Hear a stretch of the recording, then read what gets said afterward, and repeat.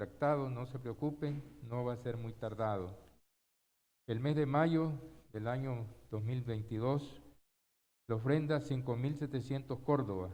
Como hacemos siempre la conversión, lo dolarizamos, 5.700 entre 35.50 que estaba, 160.56.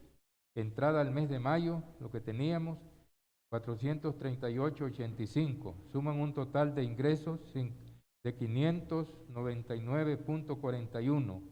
Total de egresos 192.09. Balance para junio 407.32 USA. Mes de junio, la ofrenda fue de 3.786. Conversión entre 35.50 106.64. Ofrenda en dólares en el mes, $15. Entrada al mes de junio, 407.32. Total de egresos, 528.96. Total de ingresos, 528.96. Total de egresos, 184.80. Balance para julio, 344.16. Ahora vamos al mes de julio. Ofrenda, 8.999. En conversión a 35.60, 252.78. Ofrenda de dólares en el mes, $1. Entrada julio, 344.16. Total de ingresos, 597.94. Total de egresos, 322.81. Balance para agosto, 275.13. El mes de julio tuvimos una mayor entrada por el culto unido, que la ofrenda fue de 3.292. Pero también hubieron mayores egresos. Pero voy a darles una idea para que ustedes tengan claro, ¿verdad?, cómo invertimos nuestras ofrendas. Rapidito, no les voy a quitar mucho tiempo. Aquí tenemos del mes de julio, no de todo, ¿verdad? Solo del mes de julio para que ustedes tengan una idea en qué invertimos la ofrenda. El primer recibo que tenemos aquí es de $105, que son $75, una pequeña ayuda que se le da a Luis Roberto por la obra del Señor, por predicar, y $30 a Claudita por el aseo, hacen 105, ¿verdad?, dólares. Aquí tenemos la otra factura, jugo de uva en PriceMart, 2 botellones, 459.94. Aquí tenemos las copitas plásticas, tenemos 4 paquetitos de 100, de 25 cada paquetito, 220. Para que ustedes miren cómo se invierte. Aquí tenemos otro paquete de copitas, 100, 240. Aquí tenemos el recibo de luz, 1.438.42. Aquí tenemos un recibo de pan sin levadura, 170. Aquí tenemos otro recibo de pan sin levadura, 170. A veces se compran para que no estar comprando todos los meses, porque a veces se escasean. Aquí tenemos otra compra que hicimos de pan sin levadura, 320. Ahora aquí hay una reparación de techo y cielo raso. Ahí estaba un hoyo, tal vez algunos se fijaron, estaba, ¿verdad? Se pasaba todo el agua, se estaba espojando el cielo raso, se tuvo que quitar, componer, y arriba del zinc estaba despegado y también se estaba filtrando agua.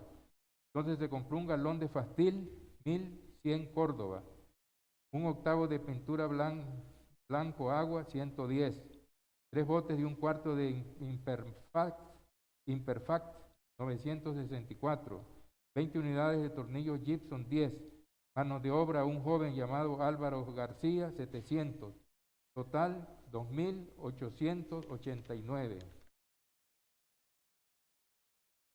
Luego aquí tenemos una resma de papel bond, 2 carpetas, 5 folders, total 297.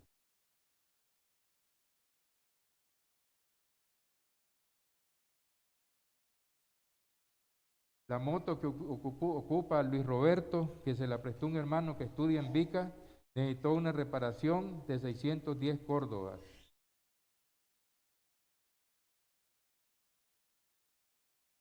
Tenemos más tacitas plásticas, 200, 440.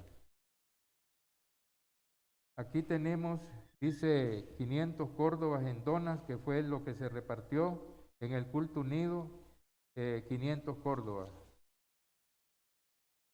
Bueno, aquí están todos los recibos y así va mes por mes, ¿verdad? Cada mes tiene su soporte. Es para que ustedes tengan una idea en qué invertimos nuestras ofrendas al Señor. ¿Tienen alguna pregunta, comentario, alguna inquietud? Estamos para servirle. ¿Sí? Bien, hermanos, vamos a hacer una oración con nuestro hermano Avilés. Y voy a pedirles que se pongan de pie para descansar, porque ya tenemos más de una hora de estar sentaditos, solamente para descansar. Pero si usted se siente bien todavía estando sentado, pues bien, solo es para descansar. Vamos a hacer una oración por la clase. Oremos. Padre Dios Todopoderoso, estamos ante su presencia, Padre, pidiendo que sea usted bendiciendo la clase que va a impartir nuestro hermano Luis García. Rogamos, Dios, que sea iluminando su mente, su corazón, para que Él pueda enseñarnos acerca de tu palabra y nosotros, Padre, como verdaderos oidores, podamos, Padre, escuchar, retener tu palabra y ponerlo en práctica en nuestra vida cristiana. Bendice a nuestro hermano Luis, que sea el Espíritu Santo hablando a través de él y que sea él, Padre, sea a través de él manifestando tu palabra en cada uno de nosotros. En el nombre de Jesús se lo pedimos. Amén. Amén. Bien, mis hermanos amados en el Señor, estamos siempre estudiando el libro a los Hebreos y vamos al capítulo 9. Vamos al capítulo 9 del libro a los Hebreos. Muy bien. Tenemos las 11, unos cuantos minutos, ¿verdad?, que tenemos de estudio. Dice así la palabra de Dios. Dice así el capítulo 9 del libro a los Hebreos. Ahora bien, aún el primer pacto tenía ordenanzas de culto y un santuario terrenal. Está hablando del primer pacto, está hablando el escritor de las ordenanzas, del culto que tenía y el santuario terrenal, ¿verdad? Dice, porque el tabernáculo estaba dispuesto así. En la primera parte, llamado el lugar santo, estaba el candelabro, la mesa y los panes de la proposición.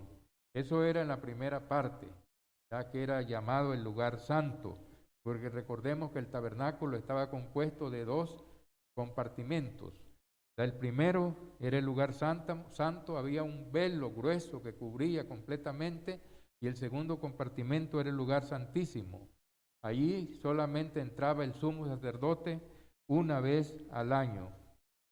Dice, tras el segundo velo estaba la parte del tabernáculo llamada el lugar santísimo, que ya expliqué, ¿verdad? La cual tenía un incensario de oro, el arca del pacto cubierta de oro por todas partes, en la que estaba una urna de oro que contenía el maná y la vara de Aarón que reverdeció y las tablas del pacto. Miramos pues los utensilios, muebles, el mobiliario.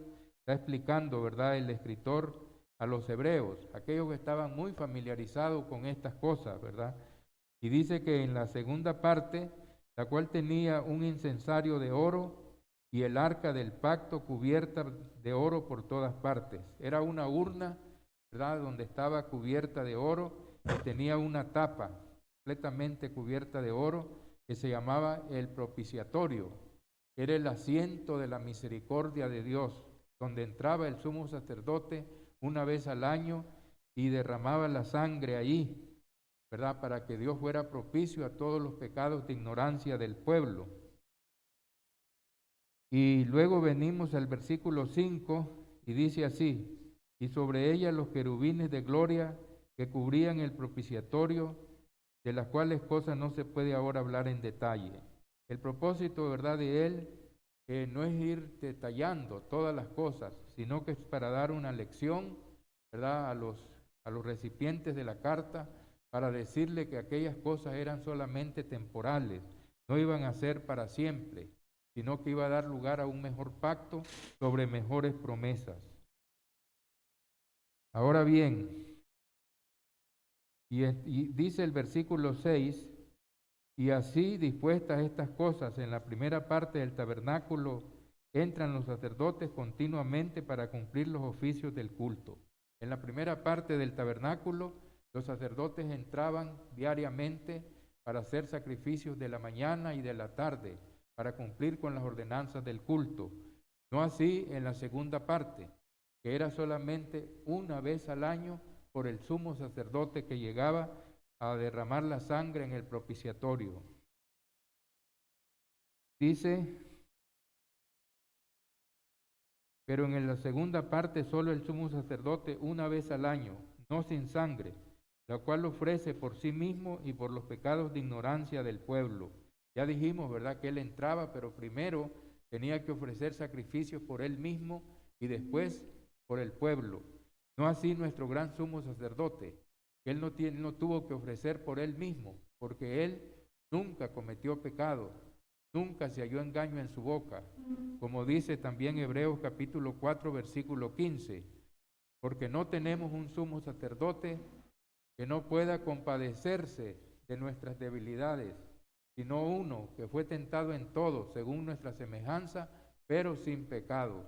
Y dice, acerquémonos pues confiadamente, con toda confianza, al trono de la gracia para el oportuno socorro. Así que nosotros podemos acercarnos continuamente al trono de la gracia, sabiendo que en el cielo tenemos un gran sumo sacerdote que está intercediendo por cada uno de nosotros, y no con sangre ajena como aquel sumo sacerdote judío de la tribu de Leví y del linaje de Aarón, ¿verdad?, que era de animales, de toros, de machos cabríos, sino que se ofreció con su propia sangre y una vez para siempre. Dice el versículo 8, dando el Espíritu Santo a entender, dice, con esto que aún no se había manifestado el camino del lugar santísimo, entre tanto que la primera parte del tabernáculo estuviera en pie.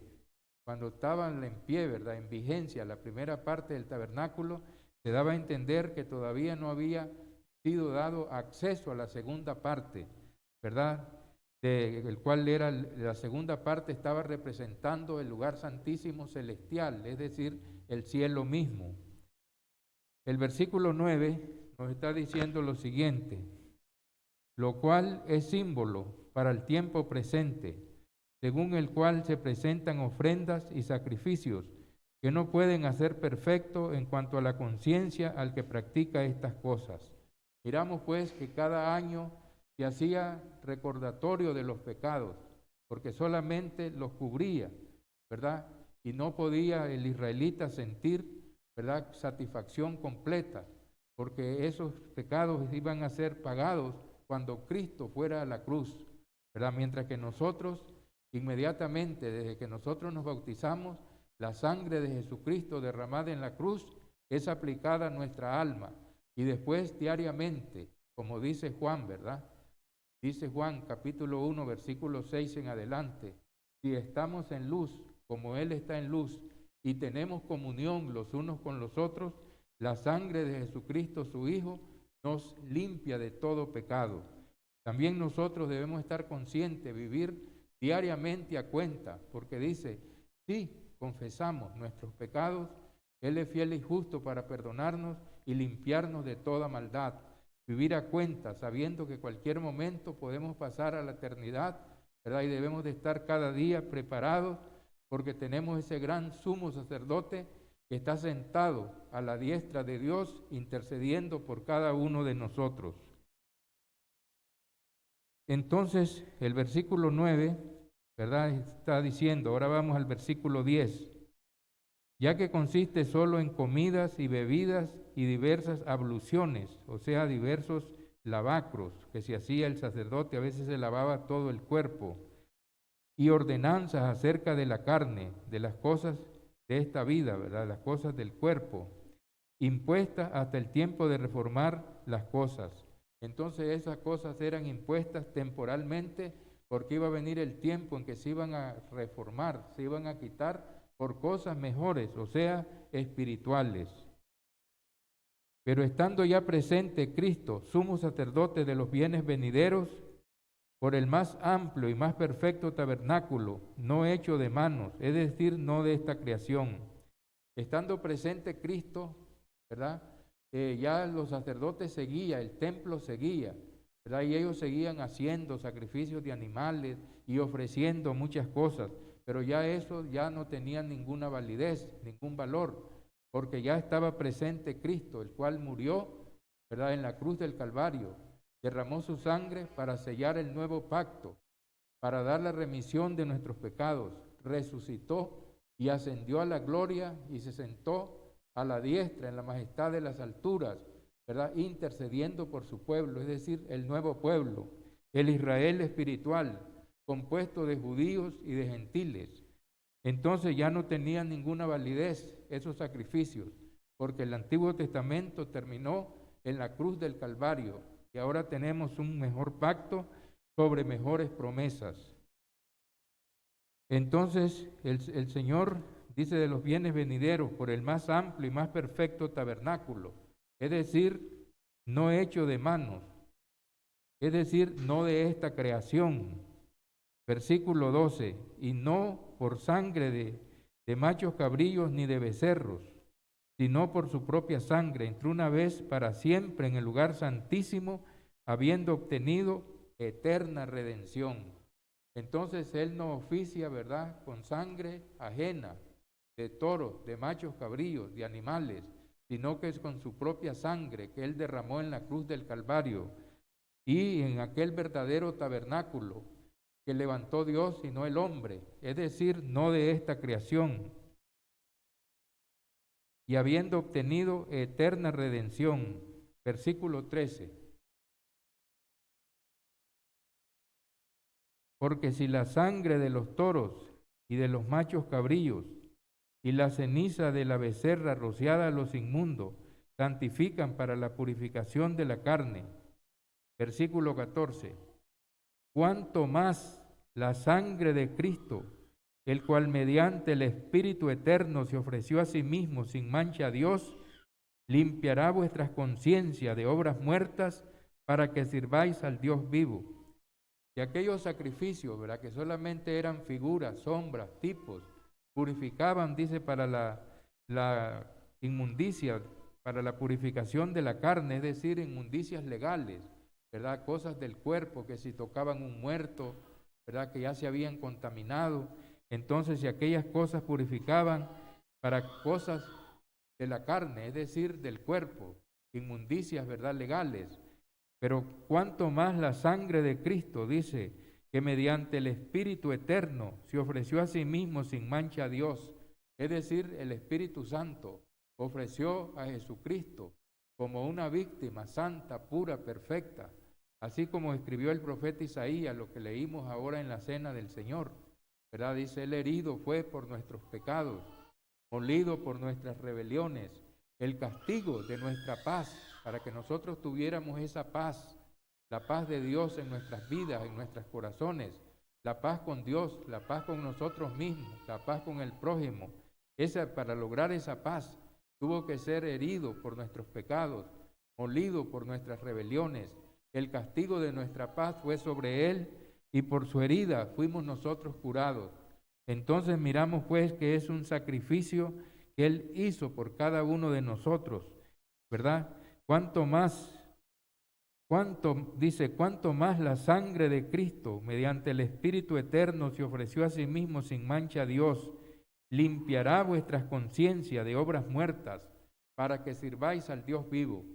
No podemos servirle al Dios vivo andando en obras muertas, obras de la carne, así como lo describe Gálatas, ¿verdad?, que dice, manifiestas son las obras de la carne, que son adulterio, fornicación, inmundicia, pleitos, celos, iras, contiendas, disensiones, borracheras, orgías, envidias, y cosas semejantes a estas, acerca de los cuales os amonesto, que los que practican estas cosas no heredarán el reino de Dios. Entonces nosotros no podemos estar practicando obras muertas y pretendiendo estar sirviéndole al Señor. Tenemos que vivir una vida santa, apartada del mal, ¿verdad? Confesando nuestros pecados diariamente, porque ofendemos al Señor a veces hasta con el pensamiento, con actitudes negativas, carnales, ¿verdad? Con situaciones, ¿verdad?, que no son agradables al Señor. Y así, una vez que nosotros confesamos nuestros pecados a Él, la sangre de Cristo nos limpia de todas esas obras muertas. Y estando así santificados, venimos, ¿verdad?, a orar al Señor, venimos a servirlo, para que sirváis, dice, al Dios vivo. Versículo 15. Así que por eso es mediador de un nuevo pacto, para que interviniendo muerte por la remisión de las transgresiones que había bajo el primer pacto, los llamados reciban la promesa de la herencia eterna. Porque donde hay testamento es necesario que intervenga muerte del testador, porque el testamento con la muerte se confirma, pues no es válido entre tanto que el testador vive. Miramos pues que es mediador de un nuevo pacto, pero él tuvo, para que su pacto entrara en vigencia, cuando él anduvo, ¿verdad?, en su ministerio terrenal, puso las bases de su pacto, ¿verdad? Él vino, ¿verdad?, y hizo milagros para que se creyera en Él, que Él es el Hijo de Dios, nos dio las enseñanzas del nuevo pacto, pero todo eso no podía entrar en vigencia mientras Él estuviera en la tierra. Entonces, cuando se hace un testamento, el testador pone, ¿verdad?, los bienes, incluye a los hijos, a las personas que le va a dar la herencia, pero mientras esté vivo no tiene eficacia, no tiene validez, ¿verdad? Esos bienes nadie los puede tomar mientras el testador esté vivo.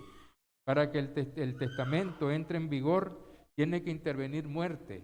Entonces es válido, pues con la muerte se confirma. Así también el nuevo pacto. Fue necesario que Jesucristo muriera en la cruz, ¿verdad? Y como Él dijo, ¿verdad? Tomad, esto es mi cuerpo, que por vosotros es herido. Tomó también la copa y dijo, esta copa es mi sangre del nuevo pacto, que por vosotros es derramada. Fue necesario que el pacto nuevo fuera sellado, ¿verdad? Fuera ratificado con la muerte de Cristo y muerte de cruz por nosotros, y sellado con su sangre preciosa. Porque el testamento con la muerte se confirma, pues no es válido entre tanto que el testador vive. De modo que si aún el primer pacto fue instituido sin sangre, porque habiendo anunciado Moisés todos los mandamientos de la ley a todo el pueblo, tomó la sangre de los becerros y de los machos cabrillos con agua, lana, escarlata y hisopo, y roció el mismo libro y también a todo el pueblo, diciendo, esta es la sangre del pacto que Dios os ha mandado. Miramos pues que el primer pacto también fue instituido con sangre, porque Moisés dice que tomó la sangre de los machos cabrillos, ¿verdad?, y vino, ¿verdad?, y la mezcló con agua, con lana, escarlata y hisopo, que es una planta como paste, ¿verdad?, la cual lo metió y roció el libro y roció los utensilios al pueblo y al tabernáculo. Y dijo, esta es la sangre del pacto que Jehová Dios nos manda hoy. Entonces, el versículo 21 dice, además de todo esto, roció también la sangre del tabernáculo y todos los vasos del ministerio. El versículo 22 nos está diciendo lo siguiente, y dice, casi todo es purificado según la ley con sangre, y sin derramamiento de sangre no se hace remisión. Entonces era necesario, ¿verdad?, que se derramara la sangre de Cristo para que hubiera la remisión de nuestros pecados y se pudiera sellar el nuevo pacto. Versículo 23. Fue pues necesario que la figura de las cosas celestiales fuesen purificadas así, pero las cosas celestiales mismas son mejores sacrificios que esto. Las cosas celestiales es las cosas del nuevo pacto, porque son espirituales, ¿verdad? No son de esta creación, sino que son del Señor. Como dice en Juan 18:36, mi reino no es de este mundo. Si mi reino fuera de este mundo, mis seguidores pelearían para que yo no fuera entregado a los judíos, pero mi reino no es de aquí. ¿Por qué? Es un reino espiritual.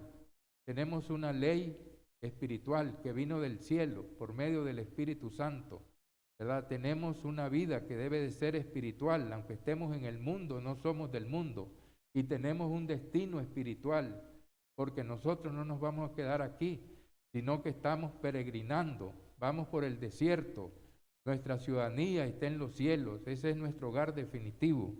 Entonces las cosas celestiales, dice, son mejores sacrificios que esto. Versículo 24.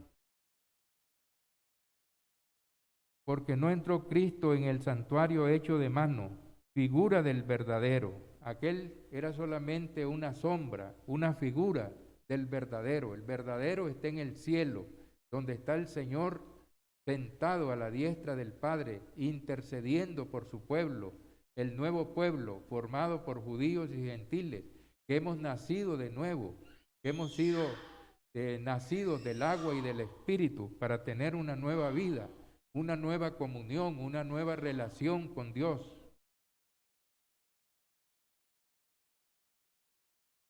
Porque no entró Cristo en el santuario hecho de mano, figura del verdadero, sino en el cielo mismo, para presentarse ahora por nosotros ante Dios.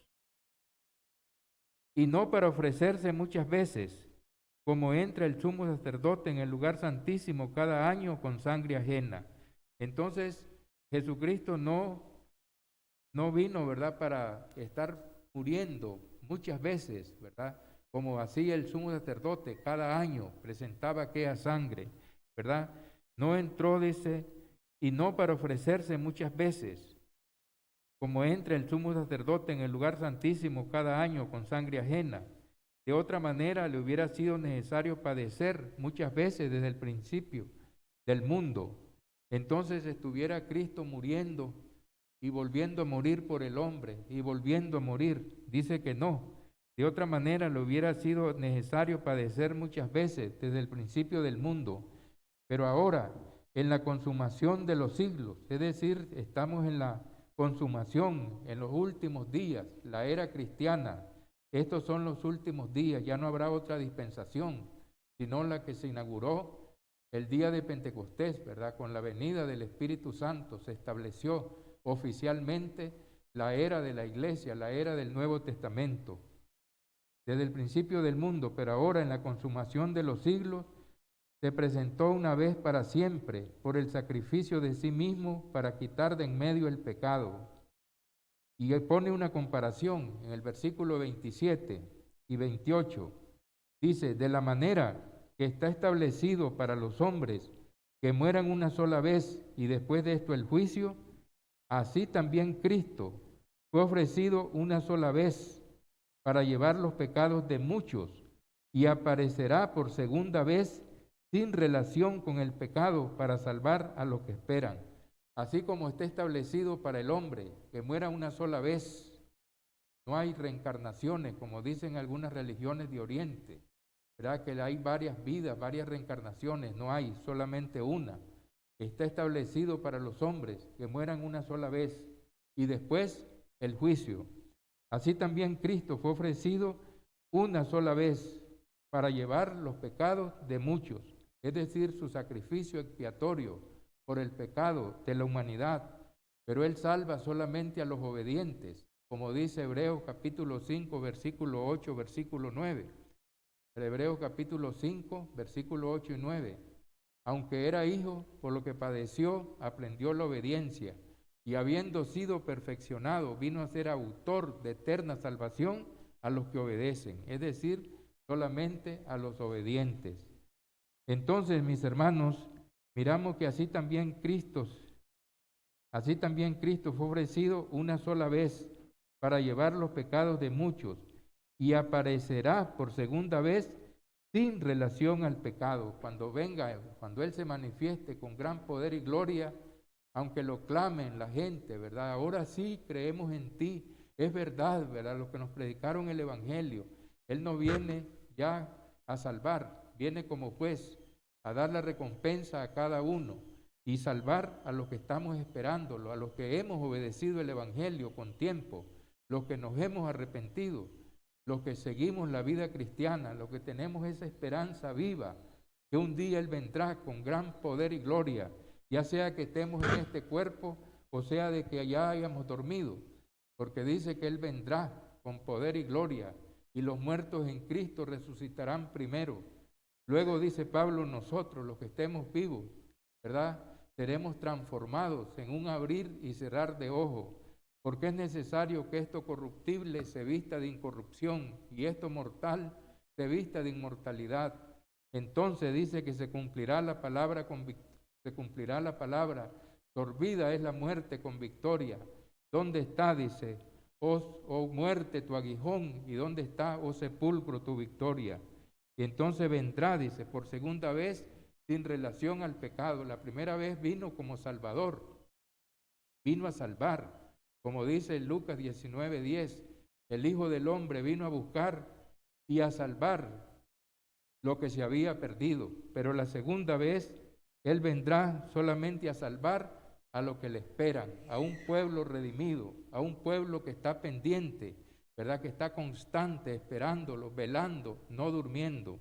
Así que, hermanos, estemos fieles y constantes, creciendo en la obra del Señor siempre, porque nuestro trabajo en Él no es en vano. Si hay alguna pregunta o comentario que hacer, la puede hacer, ¿verdad? Si alguna cosa no se le expliqué bien o usted quiere añadir algo, ¿verdad? Puede hacerlo. Sí, mi hermana.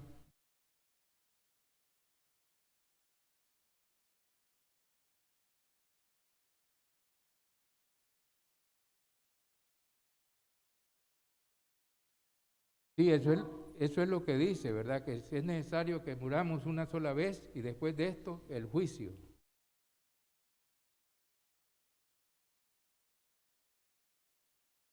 Sí, es decir, vamos al paraíso o al lugar de sufrimiento. Depende que estemos a cuenta con Él, estemos obedientes, estemos esperando el llamado cualquier momento, estemos arrepentidos. La sangre de Cristo nos limpia de todo pecado y estamos preparados.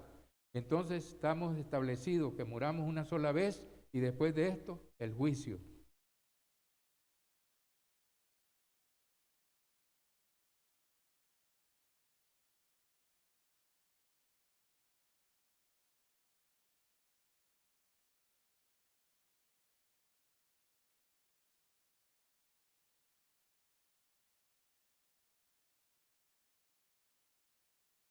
Sí,